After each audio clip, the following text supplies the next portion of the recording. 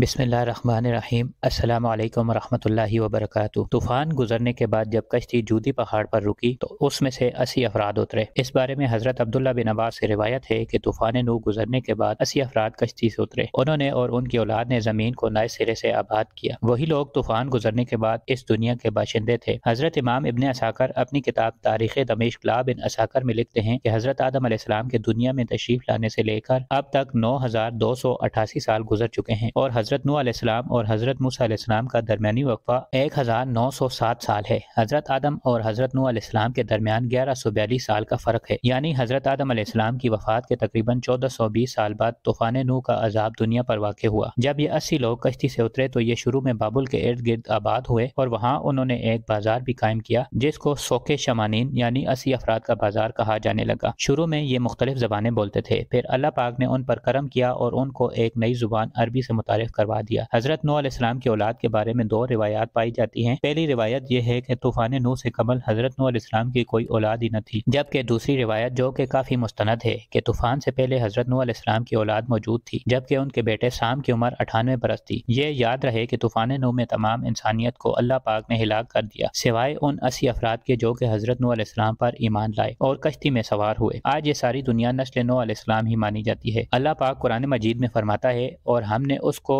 और उसकी औलाद को बाकी रखा। हज़रत इब्न अब्बास रज़ी अल्लाह तआला अन्हु से रिवायत है कि हज़रत नूह अलैहिस्सलाम के 4 बेटे पैदा हुए, साम, हाम, याफिस और केनान। हज़रत साम की औलाद सफ़ेद और गंदमी रंगत की पैदा हुई। हज़रत हाम की औलाद काली पैदा हुई। तीसरे बेटे हज़रत याफिस की औलाद सुर्खी माइल पैदा हुई। चौथा बेटा केनान था जो कि तूफ़ान नूह में ही गर्क हुआ था। हज़रत अबू कतादा से रिवायत है कि तमाम इंसान हज़रत नूह अलैहिस्सलाम की ही औलाद हैं। चुनाचे ये 80 अफराद की औलाद बढ़ते बढ़ते 1 लाख तक पहुँच गई तो उन्होंने बाबुल को अपना मस्कन बनाया। जब जगह तंग पड़ने लगी तो ये लोग दूसरे इलाके की तरफ भी हिजरत करने लगे। हज़रत नूह अलैहिस्सलाम के तीनों बेटों का जिक्र जो हम पहले भी कर चुके हैं, आपको बताते चलें कि साम को एशिया, हाम को अफ्रीका और याफिस को यूरोप का जद्द अमजद कहा जाता है। इस बात को तारीख की तकरीबन तमाम कुतुब में बयान किया गया है, यहाँ तक कि मगरबी तारीखदान भी इसको मानते हैं कि इस वक्त जो हम दुनिया में मौजूद अक़वाम हैं सब की सब हज़रत नूह अलैहिस्सलाम के इन्हीं तीनों बेटों की औलाद में से हैं। हज़रत नूह अलैहिस्सलाम के तीनों बेटों में से साम को ये एजाज़ हासिल है कि तूफ़ान नूह के बाद आने वाले तमाम अंबिया अलैहिस्सलाम इन्हीं की नस्ल में से थे। आइए दोस्तों, सबसे पहले हज़रत नूह अलैहिस्सलाम के बेटे हज़रत साम की औलाद का जिक्र करते हैं। हज़रत साम के बेटों की तादाद तारीख की किताबों में मुत्तफ़िक़ा अलैह 11 बयान की गई, जिनके नाम इलाम, केथान, असोर, आद, कितबा, अरफिक्स, नोद,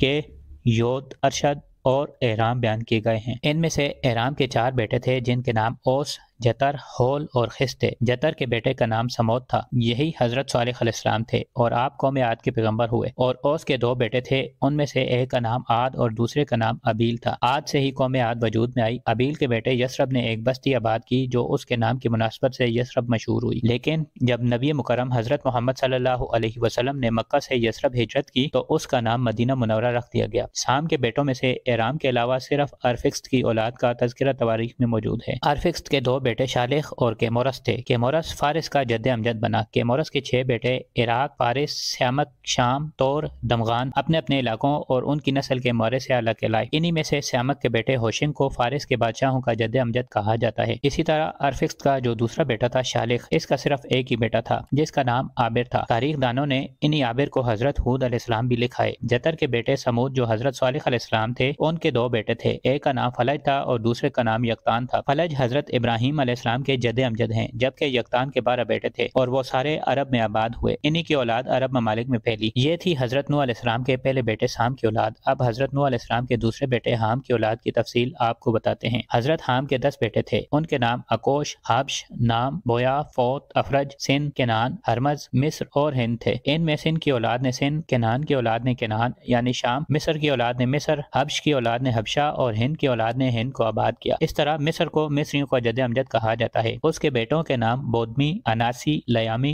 नफोसी, पत्रोसी, कसलो जावरी, कफ्तोरी बयान किए गए। हाम का एक बेटा हिंद जिसको हिंदुस्तान का जद्द अमजद कहा जाता है, उसके 4 बेटे थे जिनके नाम पूरब, दक्कन, नहरवाल और बंग थे। बंग बंगालियों का और पूरब मशरकी हिंदुस्तान की दूसरी कौमों का जद्द अमजद था, लेकिन दक्कन और इसके 3 बेटे दक्कन की मुख्तलिफ कौमों के मोरस से अलग कहलाए। अब बात करते हैं हजरत नूह अलैहिस्सलाम के तीसरे बेटे याफिस की। हजरत याफिस के 10 बेटे थे जिनके नाम बिल तरतीब इर्दीस, तुर्क, हम्बर, चीन, زین، مادی، ماجوج، یادان، توبل، مسلک اور تیراس ہیں۔ ترک کی اولاد نے ترکستان کی ریاستیں آباد کی۔ مسلک اور توبل نے روس کو آباد کیا۔ ابھی بھی روس میں یہ دو شہر موجود ہیں۔ اللہ اکبر! دیکھیے میرے اللہ کی شان، کیسے حضرت آدم علیہ السلام سے انسانوں کی ابتدا کی اور پھر طوفان نوح میں ایک دفعہ سبھی انسانوں کو ختم کیا، اور کس طرح پھر طوفان نوح کے بعد کروڑوں انسانوں کو پیدا کر دیا۔ بے شک زمین و آسمان بلکہ اس پوری کائنات کا اللہ ہی خالق و مالک ہے۔ ہمارے لیے کتنی شرم کی بات ہے کہ ایک ہی جد امجد ہونے کے باوجود ہم ایک دوسرے کی جان کے دشمن بنے ہوئے ہیں۔ اللہ پاک ہم سب کو ہدایت اور بھائی چارہ عطا فرمائے۔ تو دوستو یہ تھی ہماری آج کی ویڈیو۔ امید ہے آپ کو ہماری ویڈیو پسند آئی ہوگی۔ اگر آپ کو ہماری ویڈیو پسند آئی ہو تو چینل کو سبسکرائب کریں، ویڈیو کو لائک اور شیئر کریں